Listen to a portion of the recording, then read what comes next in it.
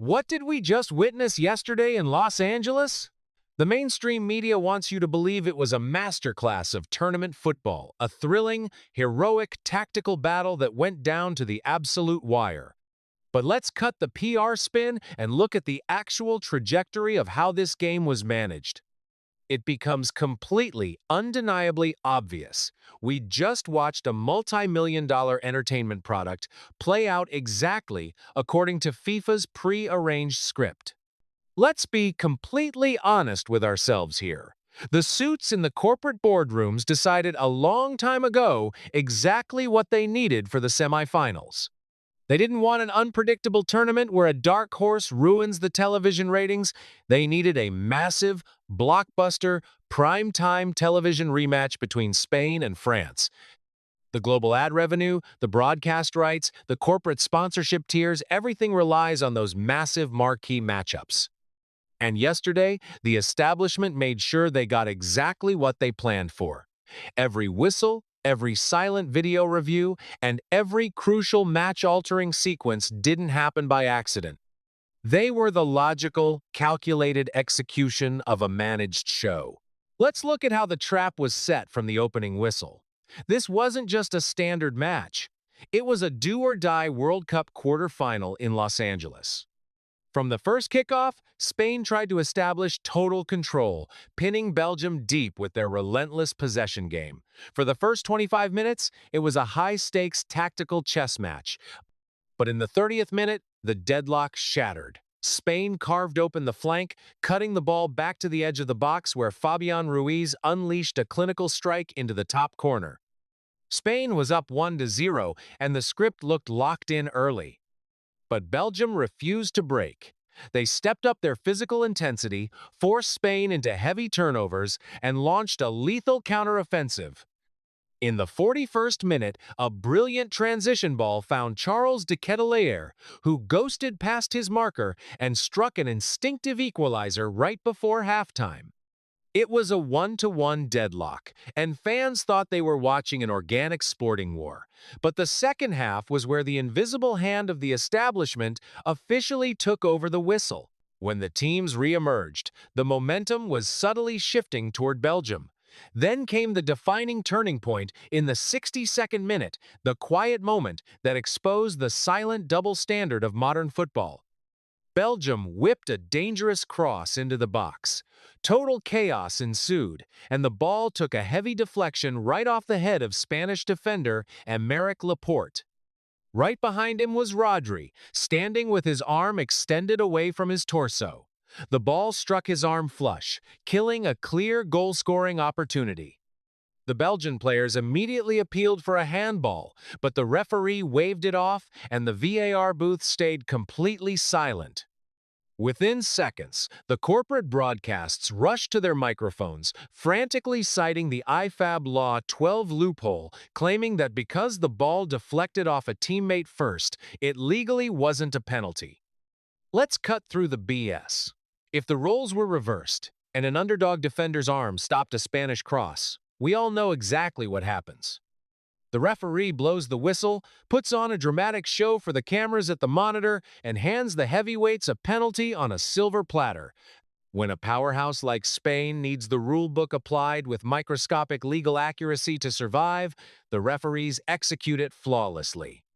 But when the script requires a specific team to advance, those technicalities get completely tossed out. The psychological fallout of that denied penalty deflated Belgium, forcing them to realize they were playing against an entire institutional apparatus. Then, tragedy struck in the 71st minute. Belgium's world-class keeper, Thibaut Courtois, went down with a brutal non-contact injury and left the pitch in tears. Suddenly, young backup Sene Lammens was thrown into the fire. Spain smelled blood and pinned Belgium deep. For 15 minutes, the Belgian backline defended like warriors, but the barrier finally cracked in the 88th minute. Pau Cubarsí unleashed a vicious long-range strike. Lammens spilled the dangerous rebound, and Mikel Merino pounced to smash it home, making it 2-1 for Spain. Yet, deep into stoppage time, in the 90+6 minute, Belgium launched one final attack. Spain's keeper, Unai Simón, completely misread the cross, rushed off his line, and flapped at thin air, dropping the ball right at the feet of Romelu Lukaku in front of an empty net. But before Lukaku could even turn to tap in a miraculous equalizer, the referee blew the whistle instantly. He invented a phantom foul, claiming Lukaku impeded the keeper, completely bailing Unai Simón out for a catastrophic technical error.